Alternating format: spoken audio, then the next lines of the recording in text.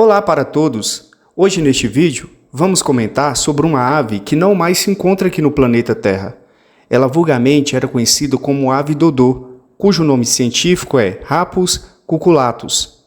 Estas aves eram endêmicas das Ilhas Maurício, uma das ilhas do arquipélago de Ilha Mascarenhas, na costa leste da África, e de Madagascar. Elas viveram há 350 anos atrás, durante o Holoceno atual, nessas pequenas ilhas do Oceano Índico, a Ilha Maurício. Todo esse conjunto de ilhas foram formadas por várias erupções vulcânicas, entre 8 a 10 milhões de anos atrás.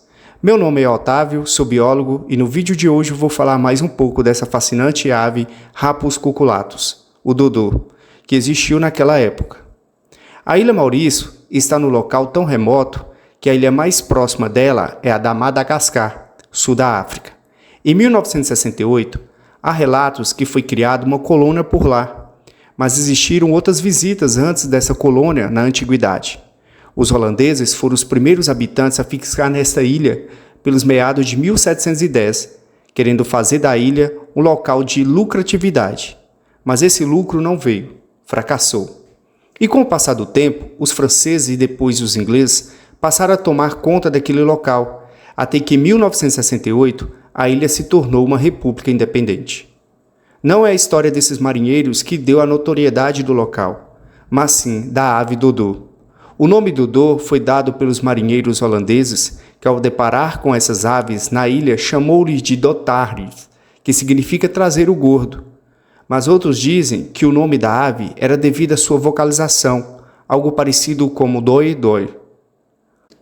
O Rapus cuculatus, o dodô, era uma ave terrestre e não voadora, pois tinha asas muito pequenas que, quando chegou nessas ilhas com abundância de alimentos, foram perdendo seu hábito de voo. Tinha um aspecto como pombo de característica estranho, pois havia muitas ideias que a ave pertencia à família de um avestruz, pequena ou mesmo das famílias das galinhas. Mas, na verdade, ela parece mais da subfamília dos pombos, Rafine. O dodô era muito dócil e muito curioso. Eles ficavam próximos dos humanos sem apresentar nenhum espanto com a presença das pessoas lá. Há vários relatos que o animal não apresentava perigo, pois podiam matar um deles na presença dos outros que nenhum tentava sequer fugir. Possuía uma altura de aproximadamente 1 metro, tinha um enorme e desproporcional bico, eram pesados e corpos grandes, pernas fortes, possuíam um andar ligeiramente desajeitado, e no rabo apresentava um pequeno penacho ondulado. Os seus ninhos eram feitos no chão e a postura era de um ovo por ano. Agora fica a pergunta, como essas aves chegaram até essa Ilha Maurício? Deduz-se que naquela época, ou poderia ter uma ponte de terra há milhões de anos atrás pelos povos daquela época, ou essas aves chegaram voando. Pelo fato da Ilha Maurício ser tão remoto, longe de tudo, e com isso as aves gostam de lugares remotos, pelo fato de segurança e muitos predadores terrestres não chegavam por lá.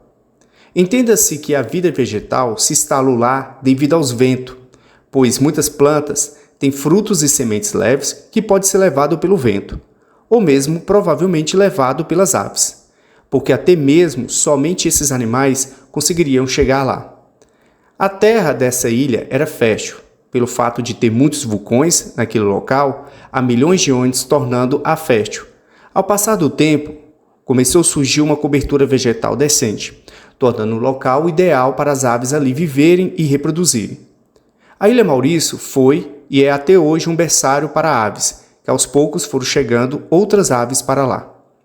No campo da ancestralidade desse animal, o dodô chegou na ilha como um pombo, mas o seu ancestral extinto viu que era melhor ficar na ilha mesmo, e com o passar de milhões de anos, foi o suficiente para começar e alterar a fisiologia daquele pombo, até se tornar o dodô.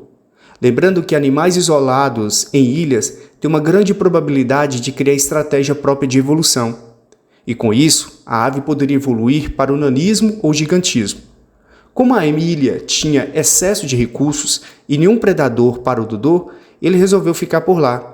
Comeu tanto que o pombo cresceu demais até que as outras aves não tinham a menor chance de atacá-los.